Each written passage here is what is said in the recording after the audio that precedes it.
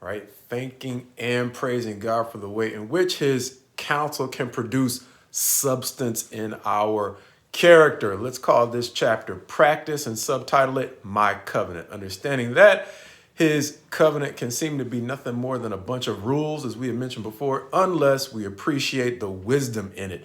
In this chapter, where he is going to help us understand a familiar concept, once again from a different perspective, that being, it's okay to do a whole lot of nice stuff, but if we prove to be unreliable in our underlying character, what's it really worth? As he's going to start this chapter off, as we mentioned in chapter 1, picking up on his criticism of his priests, understanding that they have drifted from the standard set by their forefather Levi. He is going to start in verse 1 saying, and now, O priests, this command is for you. If you will not listen, you will not take it to heart to give honor to my name, says the Lord of hosts. Then I will send the curse upon you. As he's going to go on to say, they are actually already cursed because they have refused to listen to his counsel, to remember the origins, Levi, that he is going to remind them of, beginning in verse 4, saying, so you shall know that I have sent this command to you, that my covenant with Levi may stand, says the Lord of hosts.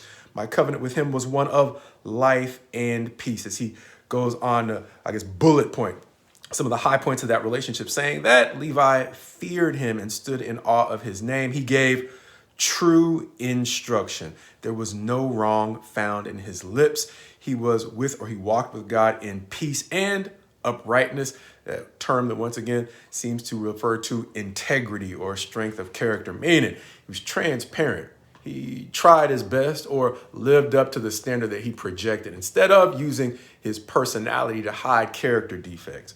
Going on, he's going to say that not only did he live well or uprightly for himself, his habits turned many from iniquity, as he's going to go on to say, for in verse 7, the lips of a priest should guard knowledge, and people should seek instruction from his mouth. Verse 8, comparing them in one of those but you statements, saying, but you have turned aside from the way, and more importantly, you have caused many to stumble. You have corrupted the covenant of Levi. And so with that, verse 9 is going to say, he is going to make them despised and abased before the people, presumably even those they were misleading. As he is then going to talk about, not only have the priests proven reliable, but they might have had habits that have resulted in the people themselves being faithless or unreliable to one another, as he's going to talk about in verses 10 through 12. Talking about not only have they become reliable, but as we mentioned, over time, the more normal it seems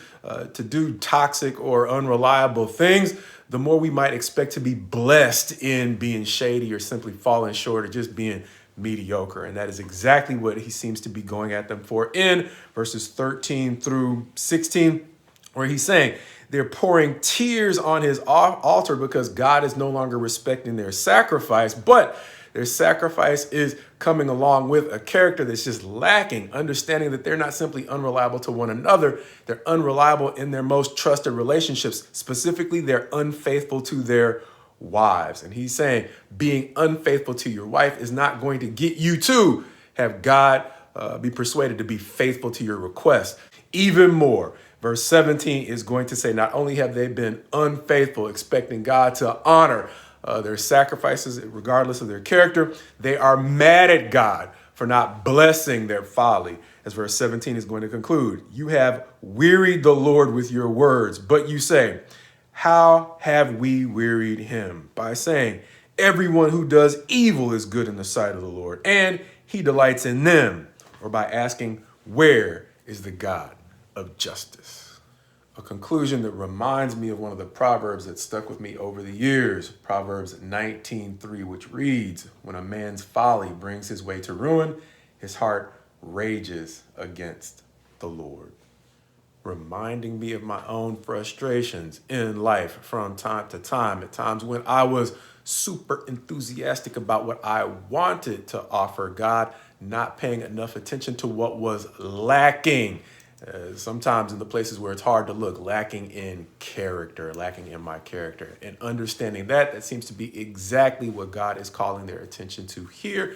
understanding that whatever they were offering to God was something they were expecting to be blessed, even though the priests had gotten into the habit of being an unreliable source of God's wisdom.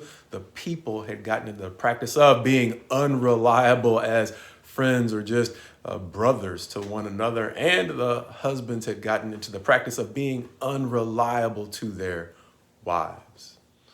All of them, no matter how unreliable they had become, still expecting God to be a reliable source of blessings. An expectation that God will seem to correct through his messenger in chapter 3.